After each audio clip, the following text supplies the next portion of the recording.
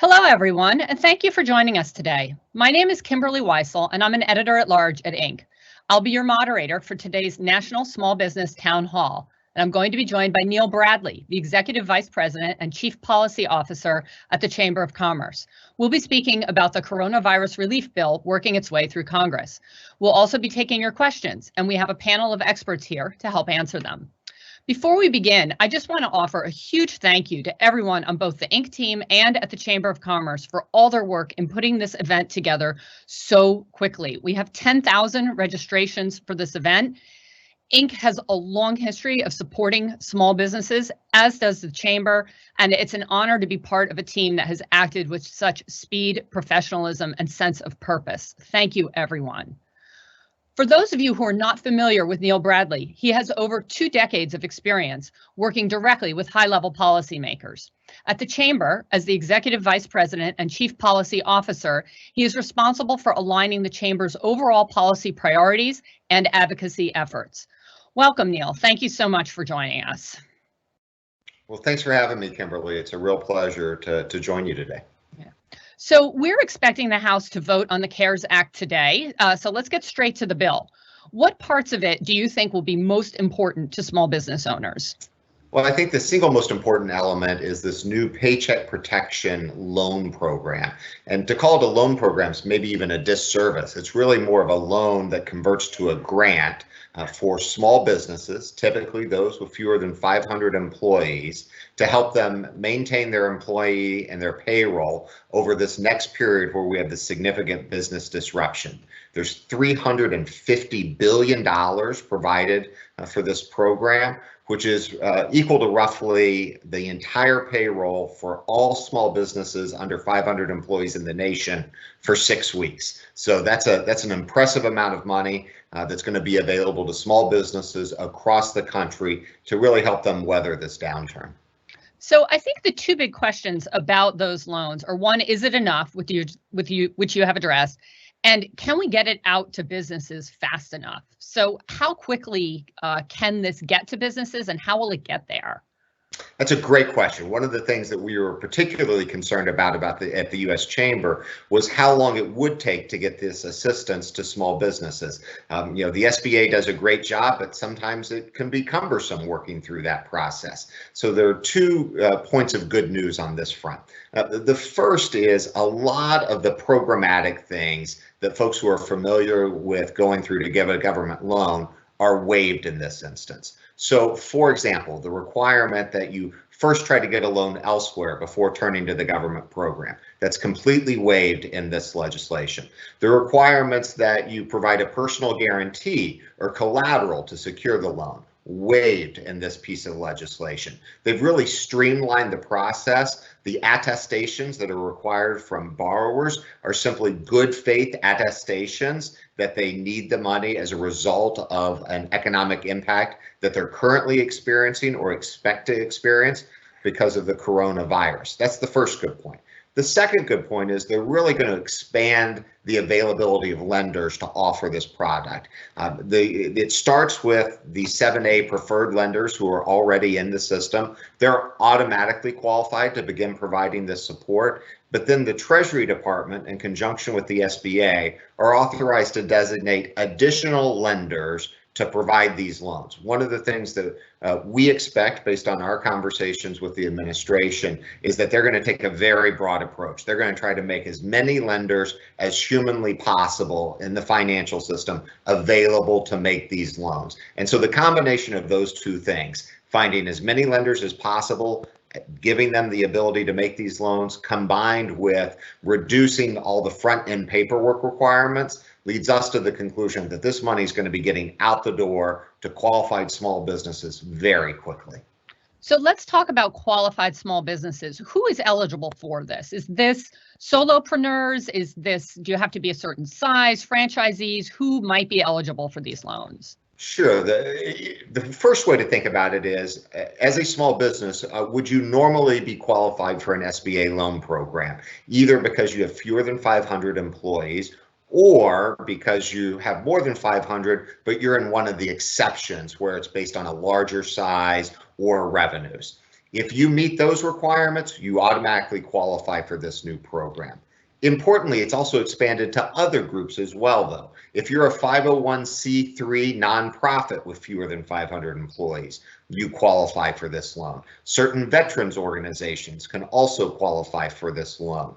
Sole proprietors, the self-employed, and independent contractors, individuals who make their living getting 1099 miscellaneous invoices from other individuals or businesses, they qualify for this program. So it's very expansive, kind of almost the broadest sense of small business that you can think of. There's also an important rule that if you're in the accommodations or food service industry that you're going to want to pay attention to. Typically, a lot of the rules around small business loans say that you affiliate or aggregate up all the various locations to count towards the employee headcount. In this particular program, they've said that for that food service or accommodation industry, they're going to base it on a per premise head count. So in your premise, for a hotel, for example, or a restaurant, you're going to be judged your qualifications based on the head count at that location, not your head count overall. So we already know that a lot of small businesses, even before this happened, are highly leveraged. So what sort of flexibility is going to be available on the terms of these loans and how much businesses can get? I know that the interest rate has been set by Congress already. Yeah, so the interest percent is no more than 4%. That's important. Your maximum loan value is based on your payroll costs. So your average monthly payroll cost, and there's certain periods of time that a small business should look for. Generally, unless you're a seasonal employer, you should look back at your average payroll costs per month for 2019. So it's that average monthly cost times 2.5. So think about it this way. They're providing you with a loan to cover 2.5 months worth of your payroll expenses. Those payroll expenses include the salary and the wages that you pay for folks under 100,000. You can't compensate someone more than 100,000. It also includes the healthcare benefits, the pro rata cost of those that you provide to your employees, as well as other benefits like paid sick leave, for example. All those factor into that with a maximum loan of $10 million. So 2.5 times your average monthly payroll cost, or $10 million is the average amount of the loan that's available. And as I said earlier, there's no requirement to provide collateral or even a personal guarantee on this loan. And then I think in a minute, we'll probably want to talk about the forgiveness portions of this, which are going to be really important for small businesses as they think about the future and a fear of a debt overhang. Yeah, I definitely want to talk about the forgiveness part. I would like to ask you just before we leave this part, with so many new lenders coming on board potentially, and with a government guarantee on these loans, how are underwriting standards going to be set? Like, how are lenders actually going to determine if a business can get one of these loans? They've really simplified the process, and it probably doesn't even count as underwriting in the way that we normally think about it, right? The directions in the legislation to lenders are to verify that it's a small business that was in existence before February 15th, 2020. So you are who you say you are, and you are doing business before the outbreak of the coronavirus in the United States. If you happen to be an independent contractor or sole proprietor or the self-employed, they're going to want a little bit more documentation just to demonstrate that you traditionally have income as a sole proprietor or as an independent contractor before qualifying for this loan. But beyond that, they're not going to be looking for a whole lot of things other than to determine your maximum loan amount. So that's why one of the things that at the Chamber we're advising small businesses right now, while we're waiting to find out who the lenders are that are going to be available to provide these loans, is to begin pulling together those average monthly payroll costs so you can begin figuring out how much you can borrow when you go to your lender. I know for some SBA programs, venture-backed companies are typically considered affiliates or sometimes considered affiliates and don't qualify. How are they going to be regarded in this new bill? These are some of the issues that we're looking for more clarity from the SBA and the Treasury Department about. But in general, it appears that the affiliate rules apply with the exceptions of the food service and accommodation industry, so or franchisees. So if you're a franchisee or if you're in the food service or the accommodation sector, you shouldn't assume that just because you don't qualify today because of affiliate rules, that you wouldn't qualify under this program. For everyone else who may not qualify because of the traditional affiliate rules, you're going to want to pay close attention to the guidance coming out of SBA just to make sure and understand how they're implementing that. So let's talk about how these loans can be converted into grants, because this is directly tied to the number of people that you're able to keep on payroll. So can you give us a high-level view of how you might be able to get this loan forgiven if you're a business owner?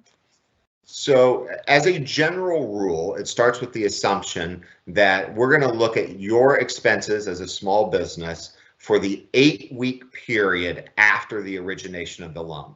And we're going to look at your expenses for that 8-week period. And we're going to look at every dollar that you spent on payroll, same definition that we used before to qualify for the loan. We're going to look at your expenditures for utilities during that 8-week period, any rent that you pay for your business, and any interest that you pay on mortgage debt for that business. And we're going to add all those things up. And we start with the assumption that dollar for those expenditures, you can get $1 of your loan forgiven. No more, of course, than the maximum amount that you borrowed in the first place. And then there's a caveat that says, we want to look at your payroll and find out whether you managed to keep the employees that you have. And if you've reduced headcount, then we're going to reduce the amount of loan forgiveness that's available to you. Or if you cut wages for individual employees who already make less than $100,000 by more than 25%, we're going to reduce the dollar value of your loan forgiveness. There's an important caveat to that as well, though, which is if you've already let go of employees and you're bringing them back, you'll actually get more credit for that in this process. You won't be penalized for the fact that now you've already let someone go and that now you're trying to bring them back. Okay. One group of businesses that we haven't talked about is those sort of small and medium-sized businesses who may not fit in the SBA size standards. They may have more than 500 employees. What are the options for a business with 550 employees, say? Yeah, so within respect to this loan program that converts to forgiveness, there are not a lot of options. There really are no options. There are other benefits in the bill that would apply to those businesses. For example, there are a number of tax changes. Perhaps one of the most important that applies virtually to every business is that the payroll taxes on the behalf of the employer that you normally remit. So, every time you send your employees out a paycheck, as you know, you have to then send a check to the federal government for the portion of payroll taxes. For the employer portion, you can defer paying that to the federal government, and you can defer paying it for 50% of it for up to a year and the other 50% for up to 2 years. So this is a great liquidity value for a lot of those mid-sized businesses. If you have net operating losses, there's an ability to accelerate those to get cash now, as well as some business interest deductibility changes, all of which should help those mid-sized businesses. And then ultimately, another provision of the bill establishes loans, loan guarantees, and loan facilities through the Federal Reserve. That's going to provide about $4 trillion in backed lending that's going to be made by banks and other financial institutions to employers of all sizes. So if you're one of those mid-sized businesses, if you're sitting here and saying, I don't qualify for that small business program, you're going to want to think about, first, what can you do on the tax code side of it? And second, what can I do with my traditional lender to to avail myself of some of these enhanced lending opportunities that are going to come online in the coming weeks? So another option that's available for small companies are these economic injury disaster loans, sometimes called EIDL loans, that were approved a couple of weeks ago. Can we just quickly distinguish those from this other program in the CARES Act, especially because there seems to be a sort of odd provision about the first $10,000 that you might get from one of those loans? Yeah, so the idle loan is one of the things that they've done in this bill that's about to become law is they've modified those. They've streamlined the underwriting at the beginning in this for small dollar loans by eliminating the personal guarantee requirement, for example. The other thing is that they've given small businesses the opportunity to request an immediate advance of up to $10,000 on their idle loan application. And the way the statute's going to read is that the SBA is supposed to provide that advance within 3 days of request. Now, that $10,000 does, to the extent that it's used for payroll and other expenses of the small business, never has to be repaid. It doesn't even have to be repaid if you're ultimately denied the idle loan going forward. And so for businesses that today are sitting there, they're really struggling, that's an option to look at. But one of the things you're going to want to think about is the interaction between the idle loans and this paycheck protection loan. And so you can't take a loan under both for the same expense or for the same purpose. And so if you have an idle loan today, you're going to want to look at rolling that over into the paycheck protection loan if you decide to go that route. Yeah. So I want to make sure we talk a bit about this expanded unemployment, because that also, or expanded unemployment insurance, because that's also going to affect business owners in a huge way. Our unemployment insurance program is being massively expanded. So how is this going to change the way that a business owner thinks about a layoff versus a furlough versus potentially keeping someone, especially when we combine that with the loan provisions we've already spoken about?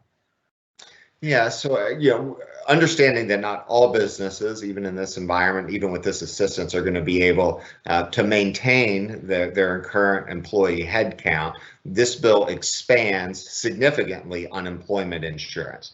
It provides federally funded unemployment insurance for up to 4 months. It generally waives the 1 week waiting requirement. Right now, in a traditional time, if you become unemployed, you have to wait a week before accessing unemployment benefits. It essentially waives that 1 week requirement. It expands unemployment benefits for individuals who would not normally traditionally be qualified for unemployment insurance if their job loss is tied to the current coronavirus outbreak and the economic situation that we're facing. Importantly, it also increases the weekly benefit. So the weekly benefit is set by your state. It varies from state to state as a percentage of your normal wages. But in addition to whatever your state will provide through your traditional funding formula for unemployment, the federal government will provide an additional $600 per week. Now, one of the things is, how do individuals qualify under the traditional terms of I'm available and looking for work? Understanding that a lot of people are available for work, but a lot of employers are shuttered and can't bring them in, it generally waives that requirement. Now, an individual, once an employer reopens and their employer says, hey, come on back, we're back open, we want you to come back to work, that individual should, under the terms of the bill, lose access to that expanded unemployment benefit because now they have the opportunity to return to work. So if you use a lot of contractors as opposed to employees, can you get that unemployment benefit for them? Can they get it? So in some instances, independent contractors could look, depending on the state rules and eligibility, could look to avail themselves of that unemployment benefit. There are actually other unemployment programs, the disaster unemployment insurance program that specifically is also available for independent contractors. But one of the pieces of advice at the chamber that we also give to our small business members who have independent contractors is, remember, your independent contractor is also eligible for that paycheck protection loan program. And so, and to the extent that it's covering their lost wages and that's the expense, they'll be forgiven for that loan too. So I think one of the things that that we're hoping that employers of all sizes do, and at the chamber we're going to make sure we provide them the resources to help do that, is to make sure that their independent contractors and their suppliers understand these new benefits that are available to them that haven't traditionally been available, because they might miss an opportunity to get something that's really valuable to help bridge this period where they don't have any income. Yeah. Let's talk just for a minute, because we don't have a ton of time, about liquidity measures on the tax side. You mentioned a few of them before, but I don't think we've covered all of them. Maybe about the IRS we should touch on. Well, let's start with what's in the bill for families, right? We're spending a lot of time talking about businesses, but there are also provisions that benefit families. So the federal government will begin direct depositing into folks' accounts, $1,200 per individual, $2,400 for a couple filing jointly, plus $500 for each dependent child, for income up to $75,000 for an individual and $150,000 for a couple, and then it begins to phase out beyond that. So that's an important measure for individuals in addition to the unemployment insurance benefits.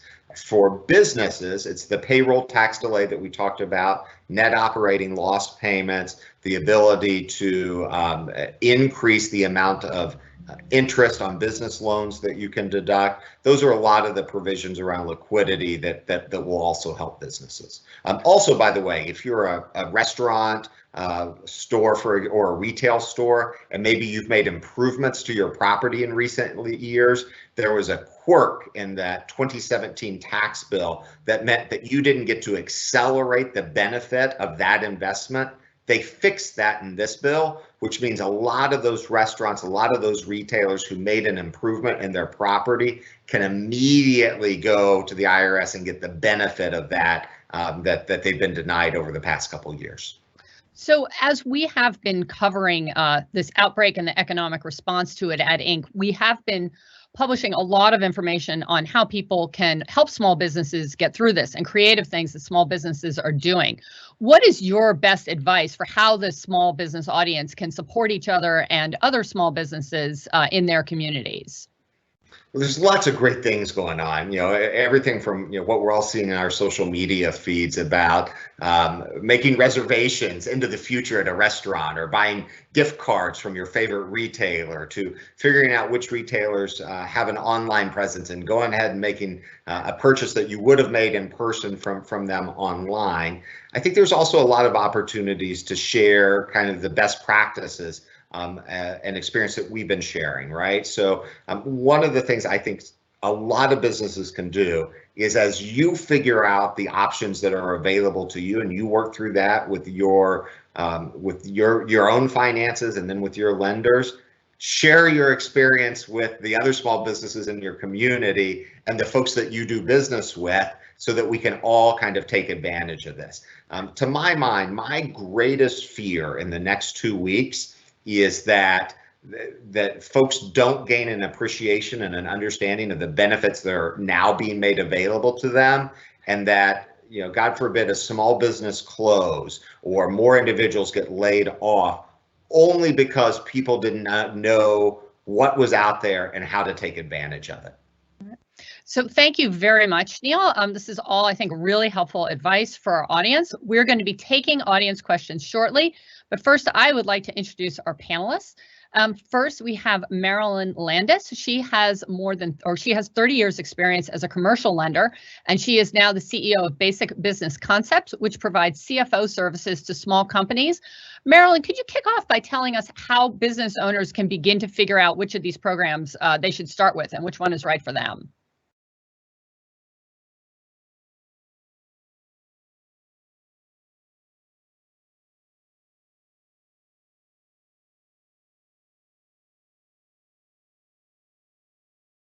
Do we have MARILYN? Sorry, ma'am, you're muted. Let's try that again while I'm not muted. Hi, MARILYN. Sorry about that. Hi. Where should business owners start? Okay, before the business owner gets started, Neil had made a good point. They're overwhelmed by how much information is coming at them. So before they get started and they're setting out to get whatever they can get from whoever is willing to give it to them, stop a minute. And remember that this is debt, most of it. If it's not forgiven, it's debt. And they will have to repay that with future cash flow. First they need to figure out what they need. What are their current overhead expenses? Maybe they've been able to cut back a bit, or maybe they were expanding and those expenses are up. What are those fixed expenses monthly? Then what expenses will increase as the sales go up, such as labor and materials? and then be realistic about how long it's going to take to regrow. You know your base, you know your clients, you know how long it's going to take them to come back to you. Then borrow what you need and be sure if the cash flow returns to normal, that's enough to repay the new debt. You answer those questions, what you need, how much you need, and can you repay it? How much has to be forgiven for this to all work for you? Then you can start looking for the ones who are going to meet your need, not just grasping at things and have yourself a basket that doesn't work. Thank you. Thank you so much. That's great advice. I'd like to turn it to Christelle Slaughter now. She is the CEO of management consulting firm SSA Consultants. And Christelle, it would be great if you could just speak for a moment on what company leaders can do now that will have the biggest impact on their ability to retain their top staff going forward. Kimberly, thank you. I'd be happy to do that. We were in a talent war before this hit, and we will be in a talent war when we get through this. If at all possible, people need to figure out who their mission critical employees are, who are the very talented people that they count on.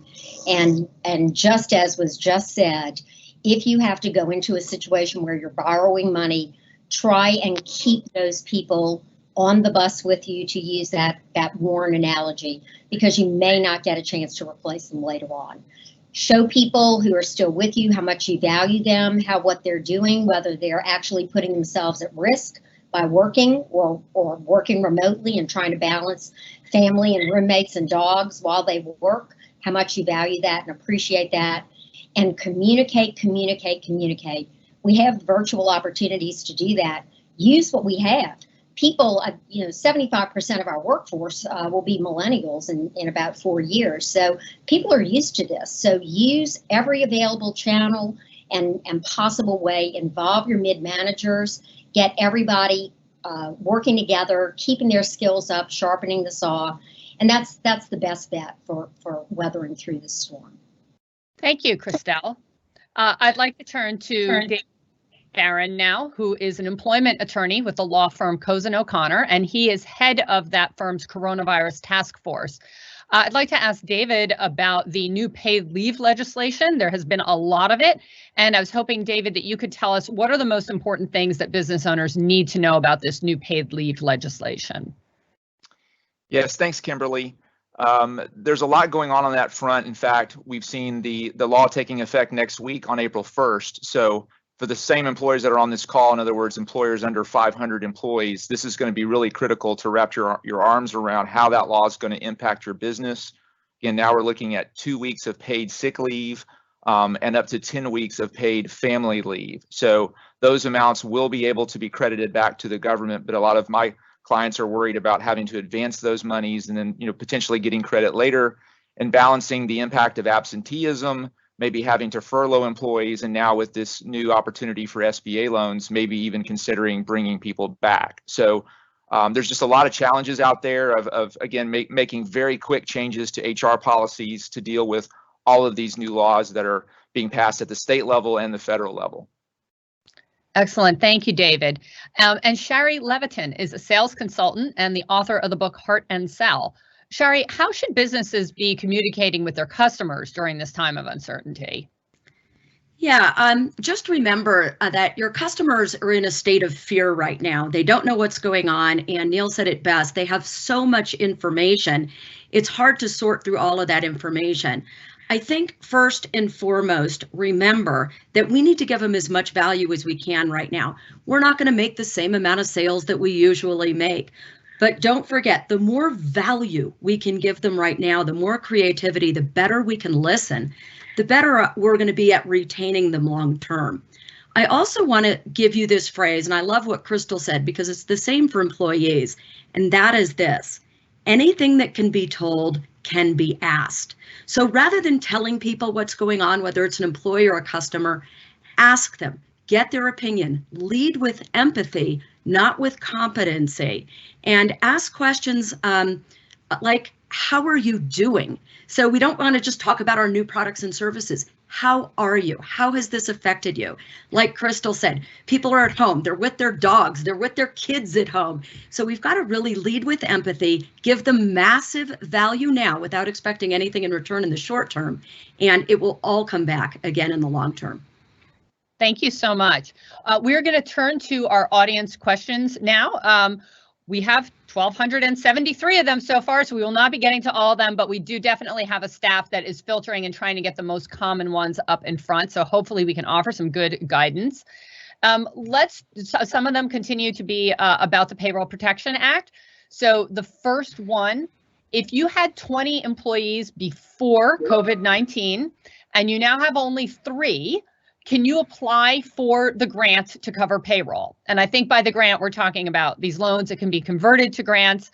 And Brian, I think that you had touched on that a little bit. So maybe you could start with that one.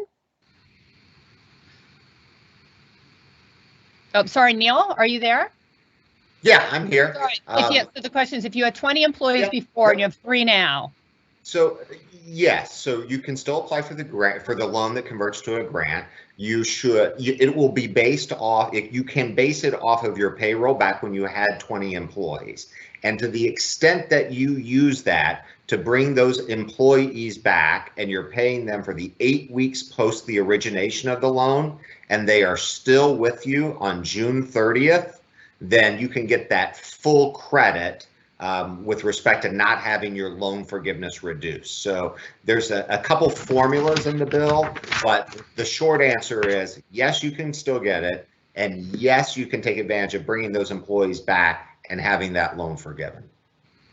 Great, thank you. Another one, Neil, if you just hang with us for a minute, and then I think probably Shari could also help on this one. It says, as a small business owner that has lost 50% of business over the past 2 weeks, how are we to justify keeping everyone employed without layoffs to be eligible for grant assistance? So what would you think for their strategy there to remain eligible for these forgivable loans? Yeah, I mean, I think you're going to have to think through, you're going to have to make some judgments about the future. And, every business is going to make a judgment a little bit differently that's peculiar to their situation. And it's going to be a balancing act, right? So it's a question of, when do you think that normal commerce will resume? How many of those employees are you going to need to get back quickly? Is it more important to be able to call them back quickly by keeping them on the payroll today than it is to forego the cost of that? And so the way I think about this is that this bill, this legislation, is giving you tools, and you're going to have to decide which tools you want to manage based off those priorities. Some of your priorities may be, I got to keep my employees close, I got to keep them, we're coming back. I'm going to want to use that loan program. If I'm less certain about that, if I'm worried about my ability to maintain those employees going forward, I'm going to weigh that and say, maybe unfortunately, I'm going to have to furlough a number of employees. And so those are you have those tools, and you're just going to have to weigh them now. Yeah. And before we get to Shari, I want to ask David a question about that we've been hearing a lot at Inc. Is that if you are looking at laying people off or furloughing them, but you think they're coming back, you hope they're coming back, what do you do about their health insurance? What are your options? David, could you just give us a few minutes on that? Sure. So right now, every employer should be talking very closely with their broker and their plans to understand what their plan allows. Many plans will allow the company to put people on temporary furlough or a short leave of absence. If it's going to be 2 weeks or something short like that, it's very possible that those folks can continue their health insurance. So we've seen this debate about, is it a furlough, is it a layoff? And again, that language might depend on the plan. So it's really important that you have that conversation and make good decisions that might impact those folks' health insurance. It's also important to know that under the WARN Act, if you're an employer of a certain size, if you lay off somebody more than 6 months, that's an employment loss. And if you have enough folks, generally over 50, who suffer an employment loss, then you have to go through the steps of the WARN Act. So yes, you can lay people off. Yes, you can furlough people. But in that context, you need to be looking at, again, are there federal laws or state laws that are going to impact how you need to follow a procedure in that area? Yeah. And Shari, part of that question, of course, which is important, the next one too, is just that dreadful decrease in revenue. What can companies do to increase the chances that will come back?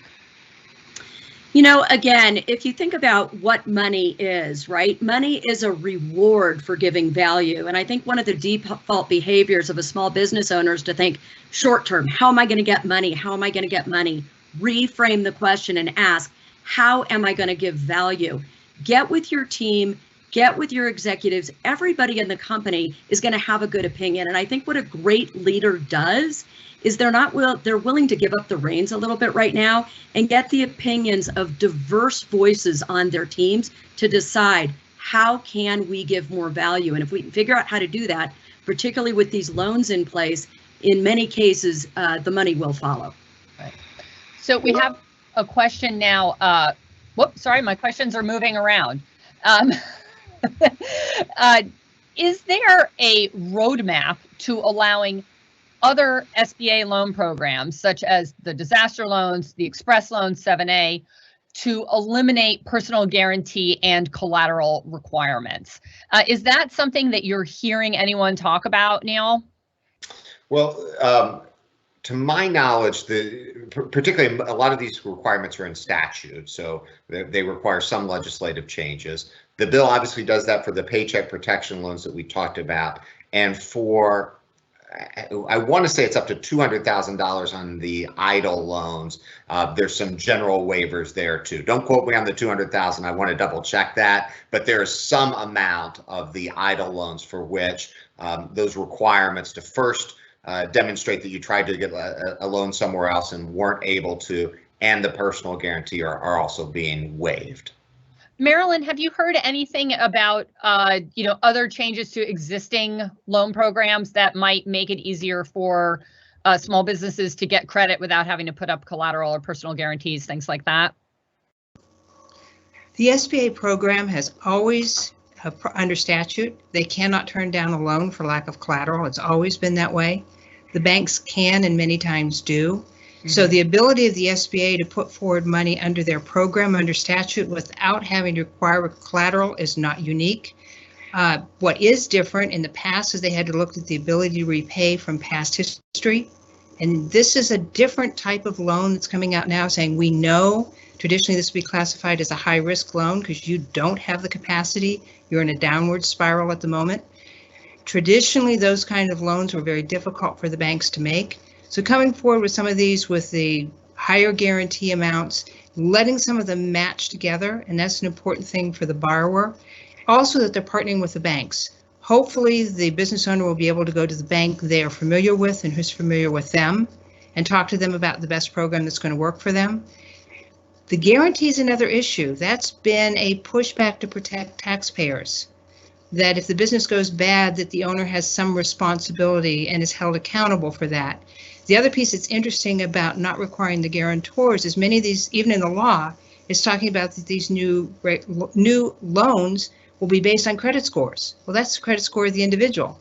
So who are they looking to do that? So I think they're looking to the SBA with this legislation to put forward new operating procedures that help some of this tie together. Okay, thank you very much. All right, this is a tough question. I don't know if there's a good answer. Maybe, Neil, you can try. It says, if this economy takes longer than expected to recover after June 30th, is there a date that I can start letting additional people go without jeopardizing the loan forgiveness? That's a tough question, and we hope no one is going to be in a position where they have to answer that.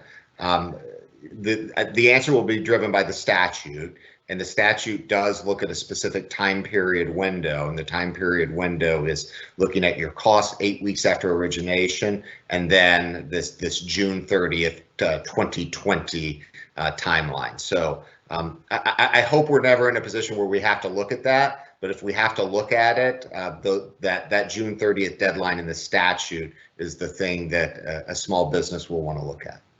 Okay, great. This may be also a question for Neil and then perhaps David. It says, we have had to implement salary cuts to protect cash flow. How does this affect the benefits offered in CARES, the bill? Would it allow us to restore normal salaries? We have full work to do, but are experiencing slowness in client payments and reduction in new engagements. Yeah, so the way that this is all tied to the loan forgiveness. So you don't think of it as being tied to the loan that you can receive. It's tied to the amount that you will have forgiven. And you want to bifurcate it between two. For your employees who earn more than $100,000, there's very few limitations on reducing their pay. For an employee who is earning less than $100,000 annually, there's a limit. If you cut their pay by more than 25%, then you begin losing, I believe it's actually dollar for dollar, you begin losing on the loan forgiveness side. Okay. So the short answer is yes, you can now take the loan and rebuild back up the pay that you're giving to your employees. But if you don't do that, realize that you are at risk of losing some of the loan forgiveness. Okay, excellent. David, are there other wrinkles there in terms of salary cuts and in terms of leave that people should know about? Yeah, there's a number of pitfalls here that folks should know about. Many states require notice if you're going to change their pay. So again, when you're changing pay back and forth for purposes of a SBA loan, it's important to understand that there's other laws out there that come into play. For salaried employees, for example, there's a minimum threshold below which you can drop them, which is $35,000 now under federal law, and that also might be different from state to state. Also keeping in mind that for an exempt salaried employee, the more you play with that salary and move it backwards and forwards, you might potentially lose that exemption because, again, they're supposed to be paid a salary regardless of the amount of work that they do. The last thing I would say is, again, if you're thinking about reducing hours versus reducing pay, that's going to have an impact potentially on health insurance because many plans require 30 hours a week of work to remain eligible for the benefit.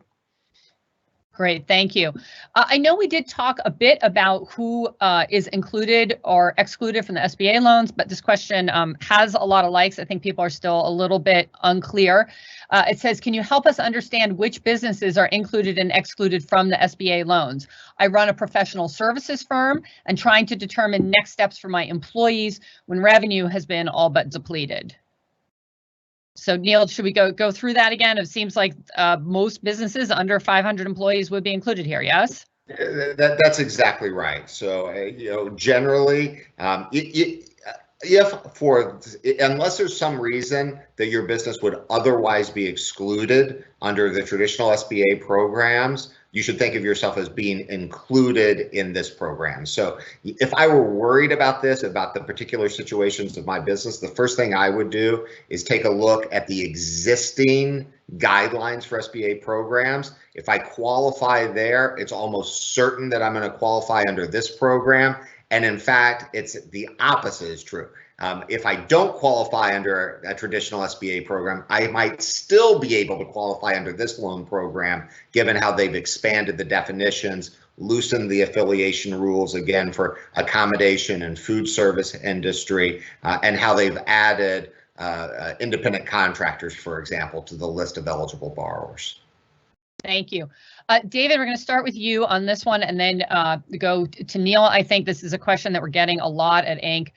Can you talk about the pros and cons of my small business laying off employees and applying for the expanded jobless benefits versus me keeping employees on and applying for a forgivable, potentially SBA loan? How do we think this through? Sure. From an employment law risk, it's always riskier to lay employees off. So again, now you have potentially a termination situation. You might have a WARN Act event. Again, if you have a company that's over 100 employees and you have 50 employees at one site or a third of your total workforce that are laid off, the law requires that you give 60 days notice. Obviously, no one's giving 60 days notice right now because this would be an unforeseeable business exception. So, but you still have to give notice and there's still hoops you have to jump through. So keeping people on and not having to worry about, is this a WARN Act event? Am I going to be sued for some other issue is obviously preferable. So, to the extent these SBA loans would allow people to avoid, going through those risks, I think it's potentially great. Great. Neil, how can we think about this? I think David is exactly right. Those are the things you want to think about. I'll tell you, the way lawmakers thought about this program when they were putting it together is they wanted to give businesses, particularly small businesses, as many tools as possible to keep people on their payrolls. Not that they understood that that was going to be possible in every instance. It's clearly not. That's the reason for the expanded unemployment benefits, but it's designed to help businesses keep people on their payroll, particularly over the course of the next 2 to 3 months. Gotcha. This next question looks like something perhaps for MARILYN and Neil.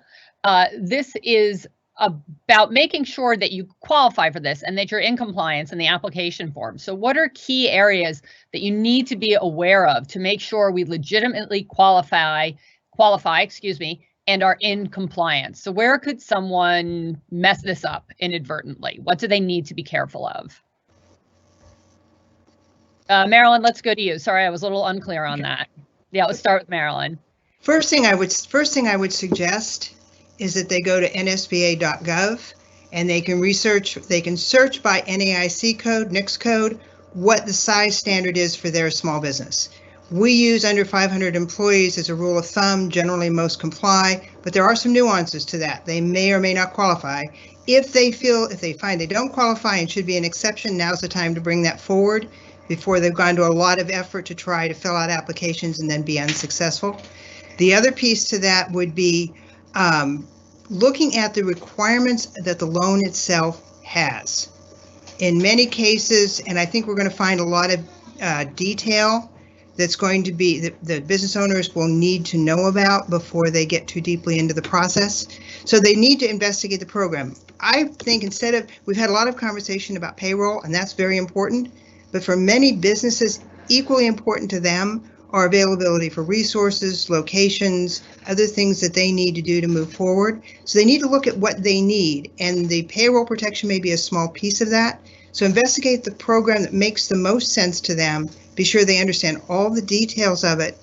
There are some reasons people can't get an SBA loan. If there have been taxes not paid, I haven't seen that waived in the provisions. 880 pages of law. Maybe there's some stuff in there we haven't seen. So I first identify what you need, then find a program that appears to address that need, whether it's payroll or whether it's covering their expenses, or maybe to help them regrow with just general working capital, and then investigate if there are unique things about that program that may or may not apply to them or their industry. Great. Because certain industries do not apply either. I've got a briefing this afternoon with the SBA administrator, and that's a couple of my questions. Some of those industries that are typically not qualified, would they make exemptions for them in this case? Great, thank you. Neil?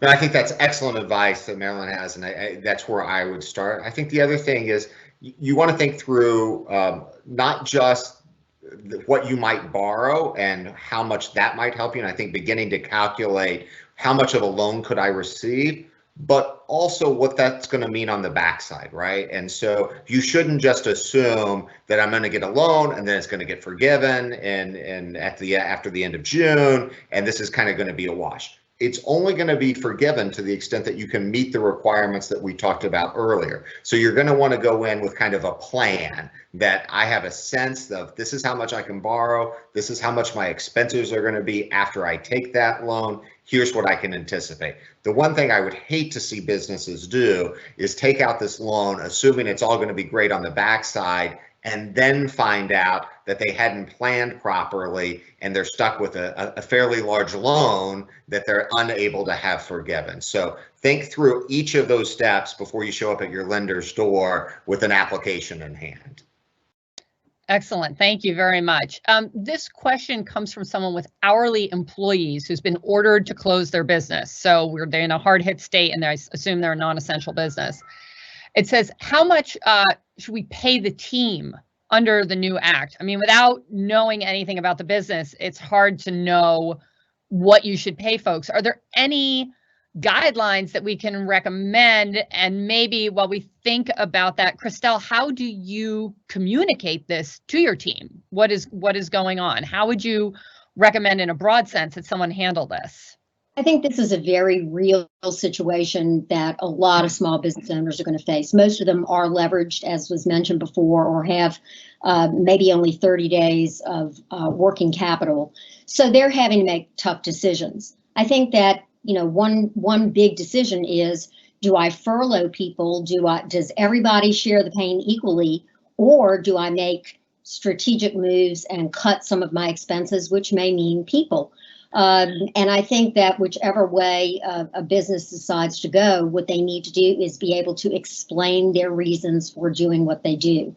A lot of my clients have been furloughing people, and their culture supports that because people say, I'd rather us all try and make it through this. They're having virtual visioning sessions to get creative ideas on how they can come back, how they can close down parts of their business, but emphasize other parts, et cetera. So I think that making those decisions are very tough, but that is what this is all about. And I think we need to take a cue from our elected officials.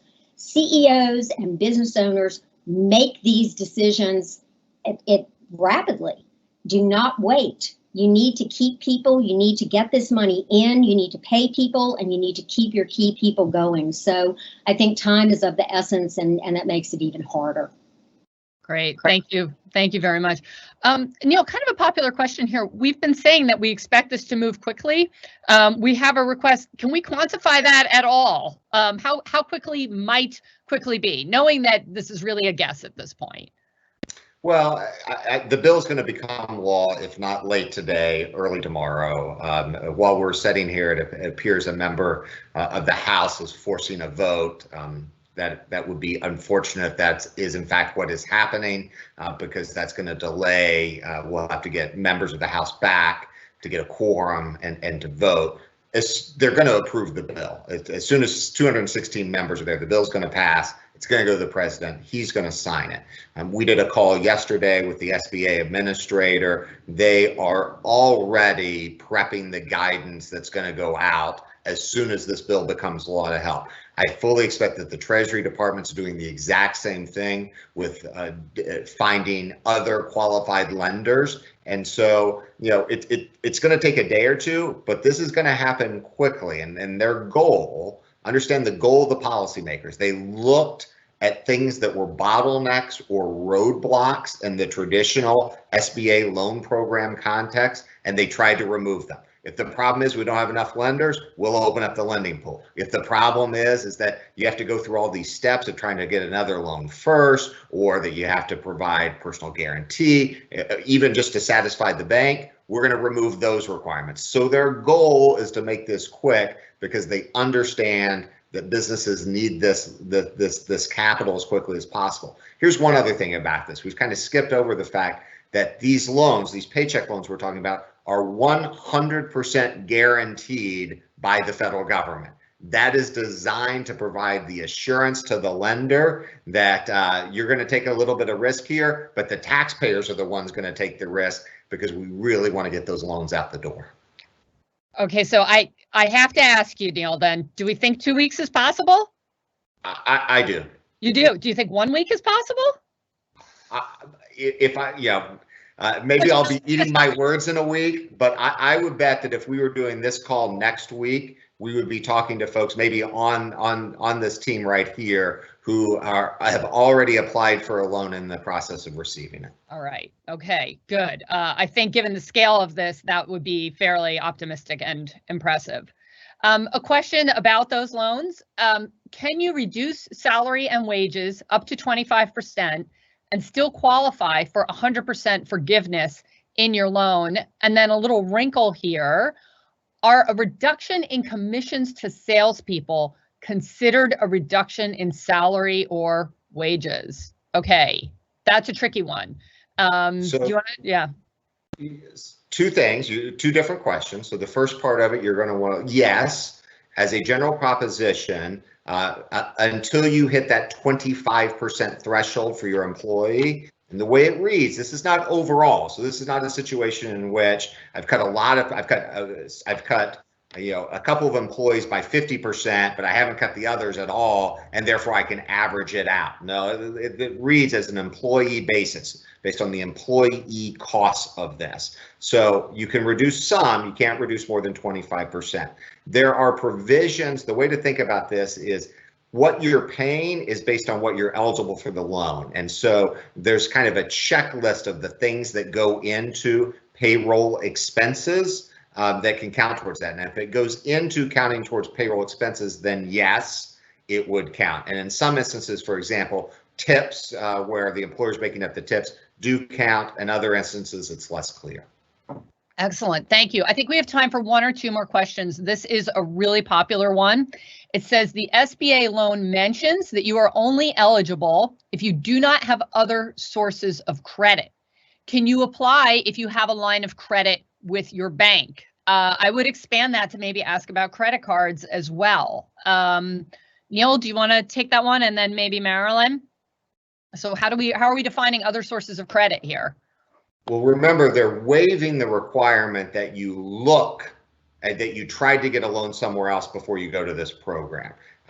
From my perspective, and Marilyn may have a much better answer than I do, the thing to think about is your other, whether you have requirements in your other loans that would require you or limit you from accessing other credit. And so, you know, if I were in that person's shoes, I would be looking at what are my obligations under the debt I have, and do somehow I have a restriction under that debt obligation that might make it harder for me to go get a loan under one of these programs.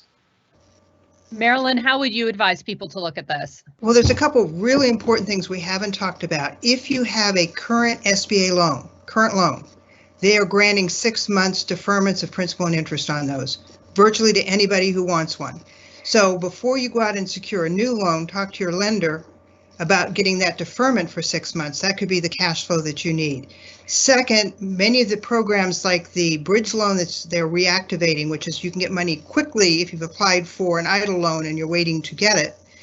They're waiving, they can self-certify that there's not credit available elsewhere. So there's a real effort on the part of the SBA to identify that credit elsewhere issue, even if you're with that bank. And let's keep in mind that these are what banks traditionally would refer to as a very high risk loan. A regulator would normally classify this as high risk, and it would be a very difficult loan for a bank to make, and a very expensive one. They'd have to put up very large reserves. So this waiver that they're getting and these guarantees are critical. These are not the kind of loans you could normally walk into your bank and get out of the gate because you're in a downward spiral and you're out of revenue. So they're doing a good job at the SBA of acknowledging that and letting people self-certify for this, which is not normally what you would have done. Great. Thank you so much. We are out of time. I want to thank all of our audience for spending a precious hour with us. I hope that we have provided you with something valuable. I know at the Chamber and at Inc. that is what we are always hoping to do, and support business and small business in any way that we can. I want to thank Neil especially for coming on and doing this call with us. I want to thank the Chamber, our partner, and I also want to thank our panelists. Thank you very much. That was Christelle Slaughter, David Barron, SHARI Levitin, and Marilyn, who's right there. Wave. Thank you so very much. I appreciate it. Hope everybody has a productive afternoon, a healthy day. Please stay well, and thank you so very much.